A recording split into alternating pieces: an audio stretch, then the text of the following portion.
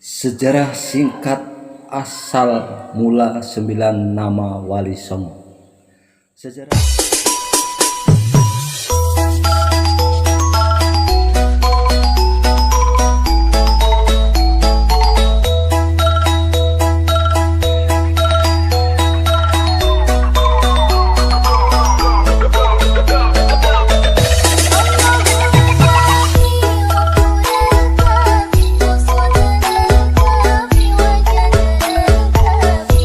singkat asal mula 9 nama Wali Songo. Sejarah singkat asal mula 9 nama Wali Songo. Wali Songo terkenal sebagai penyebar agama Islam pada abad ke-14 di tanah Jawa. Mereka tinggal di pantai utara Pulau Jawa, yaitu Jawa Timur, Jawa Tengah, dan Jawa Barat. Mereka berdakwah di Nusantara dengan cara mengajak masyarakat untuk masuk agama Islam tanpa paksaan. Selama berdakwah mereka punya wilayah masing-masing. 9 wali Allah tersebut dijuluki sebagai Sunan karena telah berjasa dalam Islam.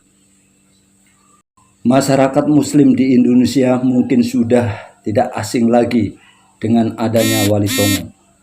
Wali artinya wakil, atau menurut agama Islam memiliki istilah waliullah, yaitu wali Allah, sahabat Allah, sedangkan Songo yaitu 9. Jadi secara total berarti 9 wali Allah. Selama berdakwah mereka punya wilayah masing-masing terhadap perannya dengan penyebaran Islam di negeri ini. 9 wali Allah tersebut dijuluki sebagai Sunan karena telah bersasa dalam Islam. Masyarakat Muslim di Indonesia sudah tidak aneh lagi dengan adanya wali Allah yang artinya wakil, atau menurut agama Islam memiliki istilah waliullah, yaitu wali Allah, sahabat Allah, sedangkan Songo yaitu 9. Jadi secara total berarti 9 wali Allah. Wali Songo yang telah membawa perubahan terhadap masyarakat Jawa yang saat itu beragama Hindu, Buddha. Masing-masing tokoh tersebut mempunyai peran yang unik dalam mengajar Islam.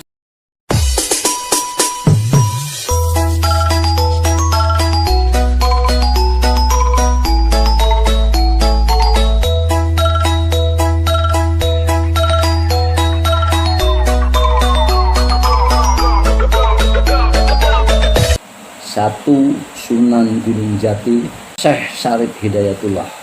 Salah seorang wali Songo yang bernama Syarif Hidayatullah sangat berperan dalam penyebaran Islam di Jawa Barat, khususnya di daerah Cirebon yang bernama Sunan Gunung Jati. Sunan Gunung Jati merupakan pendiri dinasti Kesultanan Banten yang dimulai dengan putranya Sultan Maulana Hasanuddin, dan atas prakarsa Sunan Gunung Jati melakukan penyerangan terhadap Sunda Kelapa pada tahun 1527 Masehi di bawah pimpinan Fathahillah, Panglima Perang Kesultanan Demak yang juga membantu Sunan Gunung Jati. Yang kedua adalah Sunan Ampel. Sunan Ampel atau yang dikenal dengan Raden Rahmat. Beliau memulai dakwanya dari sebuah pesantren yang didirikan di Ampel, Denta, kota Surabaya. Karena itu beliau dikenal sebagai pembina pondok pesantren pertama di Jawa Timur. Sunan Giri, Sunan Bonang, Sunan Derajat adalah murid-muridnya Sunan Ampel. Ketiga adalah Sunan Gresik. Sunan Gresik atau Maulana Malik Ibrahim. Selain dikenal dengan nama Maulana Malik Ibrahim, Sunan Gresik juga dikenal dengan nama Maulana Maghribi, Syekh Maghribi, karena beliau diduga berasal dari wilayah Maghribi atau Afrika Utara. Namun kini belum diketahui secara pasti sejarah tempat dan tahun kelahirannya. Beliau diperkirakan lahir sekitar pertengahan abad ke-14. Beliau merupakan guru para wali. Sunan Gresik termasuk orang pertama yang masuk ke Pulau Jawa. dan berasal dari keluarga muslim yang taat, belajar agama Islam sejak kecil, namun juga masih belum diketahui siapa gurunya hingga beliau menjadi seorang. Yang keempat adalah Sunan Bonang. Sunan Bonang atau Raden Maktum Ibrahim yang menggemari wayang dan musik gamelan dan gamelan. Hal tersebut beliau menciptakan gending-gending yang memiliki nilai-nilai keislaman. Setiap bait-bait lagu diselingi dengan ucapan doa, kalimat syahadat atau syahadatain, sehingga musik gamelan yang mengiringnya kini dikenal dengan istilah sekaten. Yang kelima adalah Sunan Giri atau Raden Paku. Sunan Giri yang bernama asli Raden Paku adalah putra Maulana Ishak. Beliau ditugaskan oleh Sunan Ampel untuk menyiarkan agama Islam di Belambangan. Sunan Giri pernah belajar di pesantren Ampel Denta. Lalu setelah dewasa melakukan perjalanan haji bersama Sunan Bonang. Setelah pulang dari haji sehingga di Pasai, untuk lebih memperdalam ilmu agama, saat itu Sunan Giri menyiapkan sebuah pesantrennya di daerah Giri. Lalu beliau mengirimkan banyak juru dakwah ke berbagai daerah di Nusantara untuk menyiarkan agama Islam. Yang keenam Sunan Derajat atau Raden Kasim. Sunan Derajat dikenal sebagai seorang wali yang berjiwa sosial tinggi, banyak memberikan pertolongan kepada yatim piatu, fakir miskin, dan orang yang sakit. Perhatiannya yang sangat besar terhadap masalah sosial. Pada masa itu hidup saat kerajaan Majapahit yang runtuh pada sekitar 1478, dan rakyat ketika itu mengalami keadaan kritis serta dalam keadaan prihatin. 7 adalah Sunan Muria atau Raden Umar Said.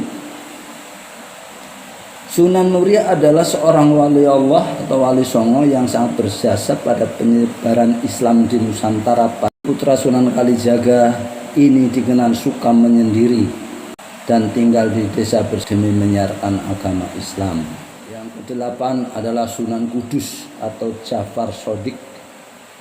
Sunan Kudus atau Jafar Shodiq diberi gelar dengan nama Wali Al-Ilmi, artinya orang yang berilmu luas.